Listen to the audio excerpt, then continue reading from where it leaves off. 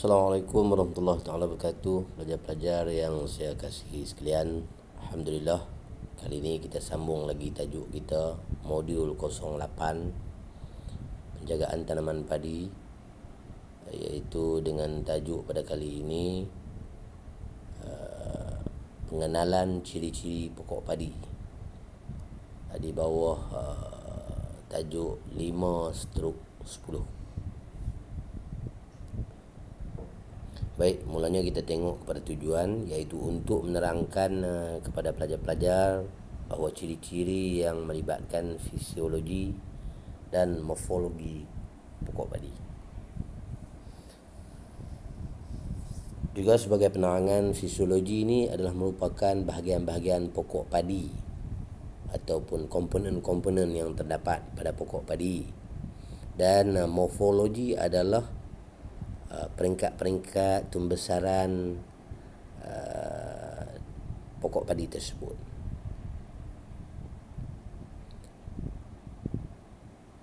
Mengapa pula kita perlu tahu fisiologi pokok padi?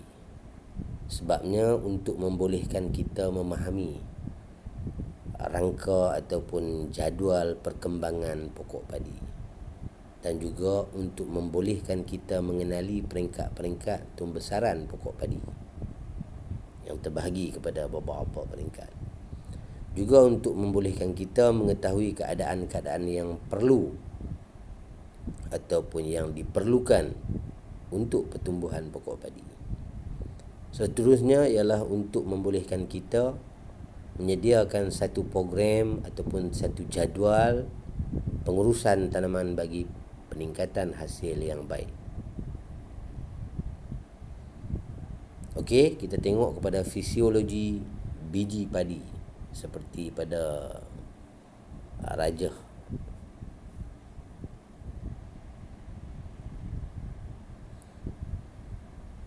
Untuk pencambahan biji padi mempunyai masa dorman beberapa minggu selepas matang. Ianya akan cambah hanya selepas masa dorman telah dipecahkan. Pencambahan biji padi bergantung kepada suhu, kelembapan dan udara. Suhu yang sesuai untuk pencambahan ialah pada 30 darjah Celsius dan ke atas. Berbagai aktiviti berlaku apabila biji padi dilembabkan.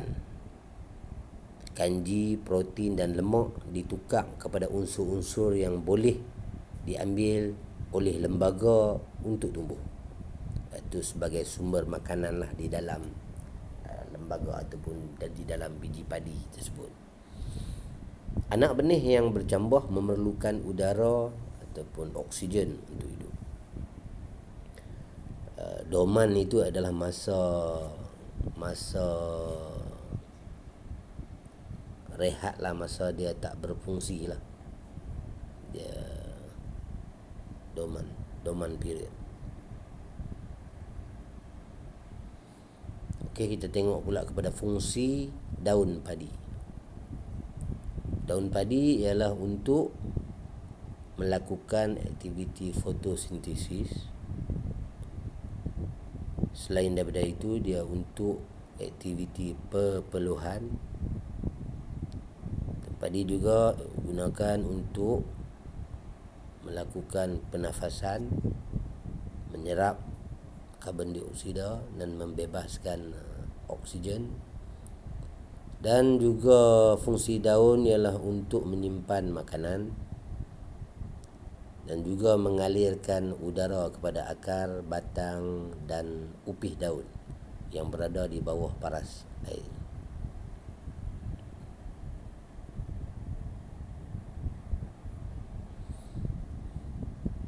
Okey, kita tengok kepada punca pemakanan anak padi.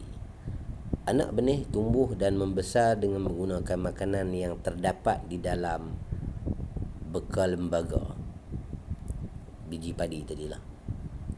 Selepas mengeluarkan 4 helai daun, anak benih membesar dengan mengambil unsur-unsur makanan melalui akar dan membuat makanannya melalui proses fotosintesis. Jadi anak padi ni sebelum ada 4 helai daun, sumber makanannya daripada lembaga tu, daripada biji padi itu sendiri. Makanan yang dibekalkan oleh biji padi. Itu gambar aja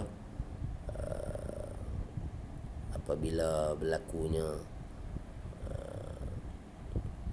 proses membuat ataupun menghasilkan makanan sendiri setelah 4 helai daun.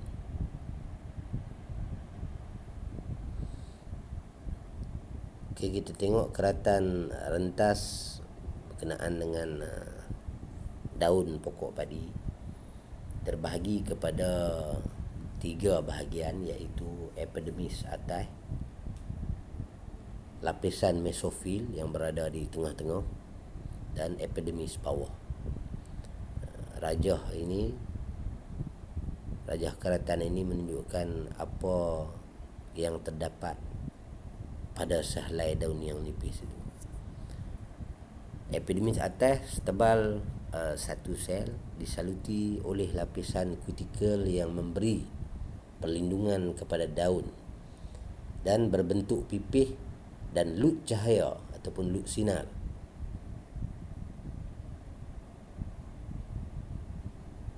Untuk memudahkan penembusan cahaya. Di bahagian tengah, iaitu lapisan mesofil, dindingnya nipis dan terdapat banyak kloroplas yang mengandungi klorofil untuk menyerap cahaya matahari, tempat dia nak proses untuk jadikan makanan dan dihentak kepada bahagian-bahagian keseluruhan pokok. Dan yang ketiganya iaitu epidermis bawah yang mempunyai sel yang hampir sama dengan epidermis atas. Terdapat banyak liang stoma yang merupakan bukaan penting untuk gas meresap masuk dari atmosfera dan keluar ke atmosfera, di antara penyerapan karbon dioksida dan juga membebaskan oksigen. Ini contoh gambar rajah keratan rentas daun. Di antara tumbuhan jenis C3 dan juga tumbuhan jenis C4. C3 dan C4 ni beza antara padi dan rumpai. Padi dikategorikan sebagai tumbuhan C3 dan C4 ni adalah rumpai. Okey, kita tengok fisiologi batang padi. Fungsi batang padi iaitu untuk pengaliran air, nutrien dan hasil daripada fotosintesis yang berlaku pada daun. Batang juga berfungsi untuk mengeluarkan tunas bagi pengeluaran anak padi, daun dan bulir. Maksudnya pengeluaran anak padi, daun dan bulir akan bermula daripada batang padi. Batang padi juga digunakan untuk menegakkan bulir dan tangkai dan daun. Batang padi juga untuk menjalankan aktiviti fotosintesis, proses penyambungan daripada penghasilan di peringkat daun. Untuk menyimpan air, nutrien dan hasil daripada fotosintesis. Batang padi juga digunakan untuk pengaliran udara ke bahagian akar dan bawah paras air.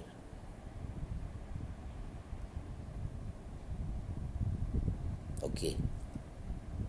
Fisiologi akar padi. Ini keratan rentas bahagian akar padi, yang mana yang melibatkan 3 bahagian, iaitu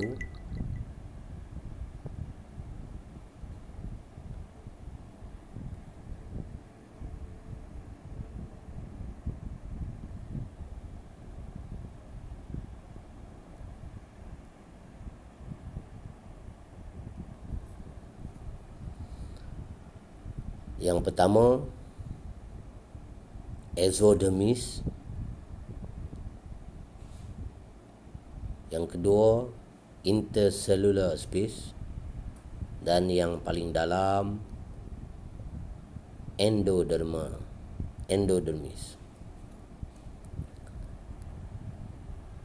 Baik, kita tengok fungsi akar padi. Akar adalah untuk menegapkan dan menegakkan pokok padi. Juga digunakan untuk pengambilan air, penyerapan nutrien, dan juga menyimpan air dan makanan. Itu adalah fungsi akar. Okey, untuk fisiologi bunga padi, entesis bunga padi,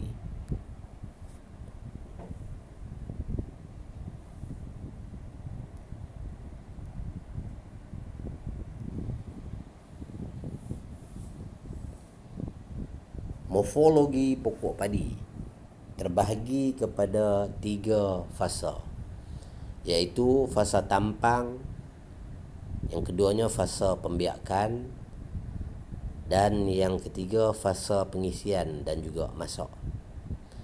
Ketiga-tiga fasa ini akan mempengaruhi komponen hasil dari segi jumlah tangkai, purata jumlah biji dalam tangkai, kebernasan biji padi iaitu peratuih, dan purata berat bagi setiap 1000 biji padi. Komponen hasil berkait rapat dengan tahap kesuburan pokok padi. Peringkat-peringkat pembesaran padi, Rice Growth Staging System, RGS. Jadi kita akan tengok pada peringkat-peringkat pembesaran, 3 peringkat tadi. Okey, fasa pembesaran pokok padi terbahagi kepada 3, iaitu tampang, pembiakan dan masak, di mana tempoh masa bagi peringkat pembiakan dan peringkat masak adalah tetap bagi semua jenis varieti padi. Cuma yang berubah mengikut varieti adalah masa tampang, fasa tampang, bergantung kepada varieti padi.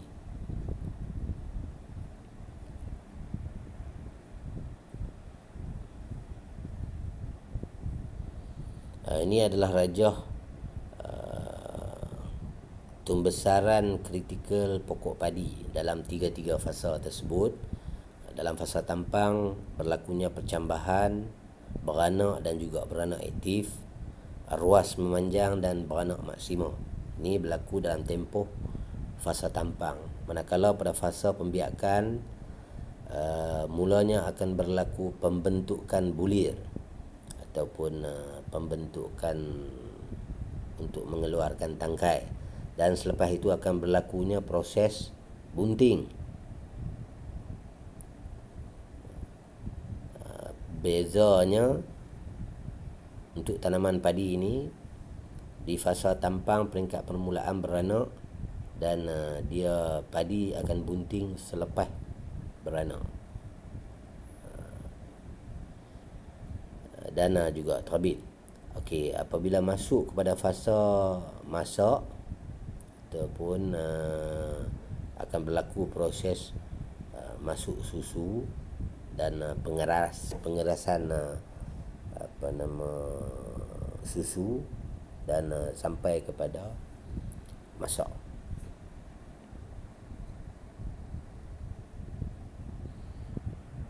Okey, kita tengok dulu kepada fasa tampang.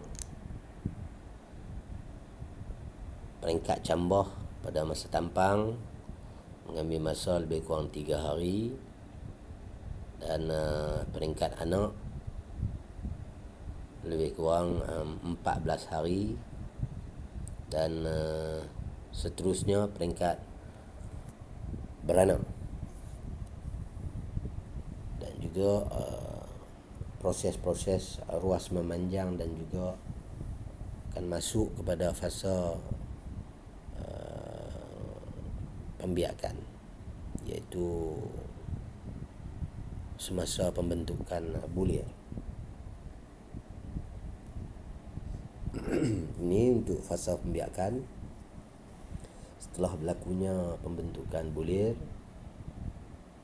kemudian pokok padi akan bunting, dan seterusnya akan terbit.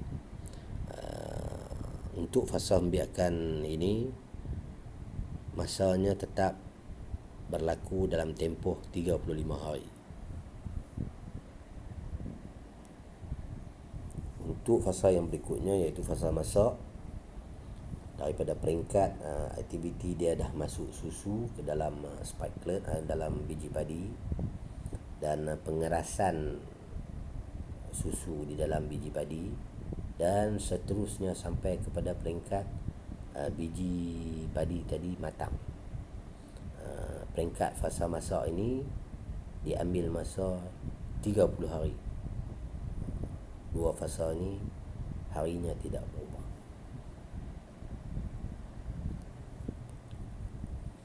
Okey, kita tengok kepada peringkat pertumbuhan padi. Daripada rajah ini, pencambahan benih, itulah rupanya. Dan ketika pembiakan anak, beranak maksima, pembentukan tangkai ataupun bulir, kemudiannya dia berbunga, dan pengerasan susu, dan selepas itu menuai. Okey, disertakan juga rajah jadual fasa tampang, fasa reproduktif, fasa matang. Jangka masa untuk tampang berbeza mengikut varieti. Reproduktif tetap 35 hari akan berlaku, dan matang dalam tempoh 30 hari. Itu tetap.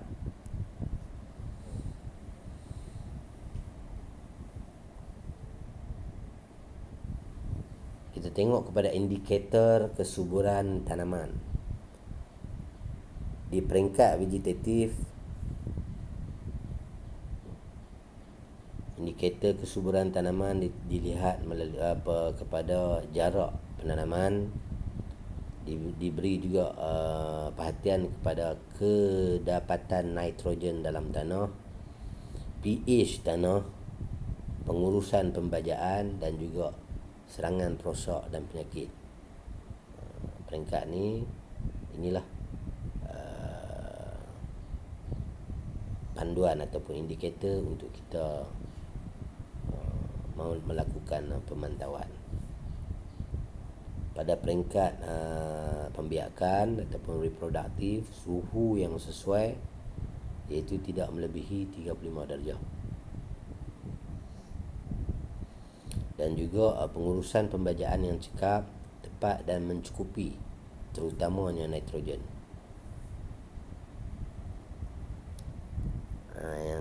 Yang berikutnya iaitu serangan perosak dan penyakit. Kelembapan yang tidak terlalu tinggi. Jika sekiranya terlalu tinggi, dia akan menggalakkan kehadiran perosak dan juga penyakit. Dan seterusnya serangan perosak dan penyakit. Okey, untuk peringkat pengisian dan juga masak, indikator yang perlu dititik beratkan iaitu pengurusan air, serangan perosak dan penyakit, dan juga pengurusan pembajaan. Ini adalah indikator kesuburan tanaman yang kita boleh beri perhatian. Uh, Sekian, terima kasih. Kita jumpa lagi di tajuk yang akan datang, iaitu langkah kerja persawahan. Assalamualaikum warahmatullahi taala wabarakatuh.